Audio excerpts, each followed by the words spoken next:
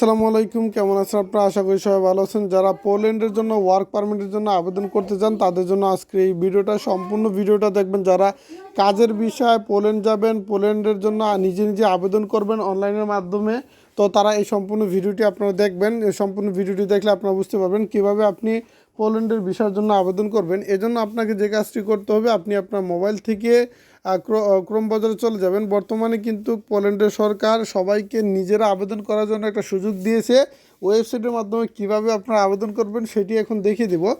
এজন্য আপনাকে আপনার মোবাইল থেকে ক্রোম ব্রাউজার অথবা যে কোনো একটি ব্রাউজার থেকে আপনারা google.com সার্চ অপশনে চলে যাবেন। যে কোনো একটি ব্রাউজার থেকে google.com সার্চ অপশনে চলে আসার পর এখান থেকে আপনারা সার্চ অপশনে চলে যাবেন। সেখানে গিয়ে লিখতে হবে TAMIL তামিল, তারপর NESAN তামিল নেশন, তারপর অনলাইন লিখতে হবে।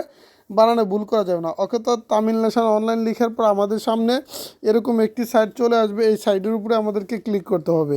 ওকে, এই সাইটের উপরে ক্লিক করার পর এখান থেকে আমাদেরকে যে কাজটি করতে হবে, থ্রি ডট আইকনে ক্লিক করতে হবে। থ্রি ডট আইকনে ক্লিক করার পর এখান থেকে আমরা চলে যাব, এই যে দেখেন বন্ধুরা, ইউরোপ ভিসা ইনফোতে, এটার উপরে চলে যাব। ওকে, ইউরোপ ভিসা ইনফোতে চলে আসার পর এখান থেকে আমরা দেখতে পারবো পোল্যান্ড ভিসা অ্যাপ্লিকেশন। এই পোল্যান্ড ভিসা অ্যাপ্লিকেশনের উপরে আমরা ক্লিক করব এবং পোল্যান্ড ভিসা অ্যাপ্লিকেশনের উপরে ক্লিক করার পর এখান থেকে থ্রি ডট আইকনে ক্লিক করব। থ্রি ডট আইকনে ক্লিক করার পর এখান থেকে এই যে দেখেন,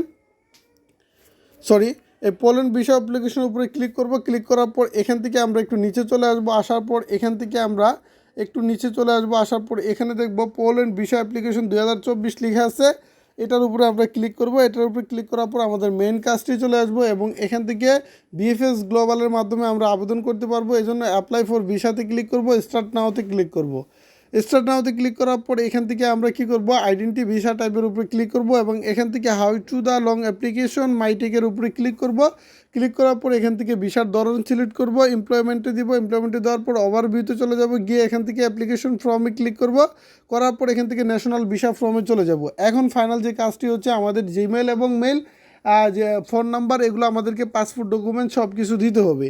এজন্য এখান থেকে একটা ইমেল এবং পাসওয়ার্ড দিয়ে এই লেখাগুলো এই বক্সে বসিয়ে লগ ইন করে নেবেন এবং মেইন ফর্ম চলে আসবে। সেখানে আপনি আপনার পাসপোর্ট এবং হচ্ছে গিয়ে আপনার ফোন নাম্বার, জিমেল সব কিছু দিয়ে দেবেন, যাতে করে তারা আপনাদের সাথে কন্ট্যাক্ট করতে পারে।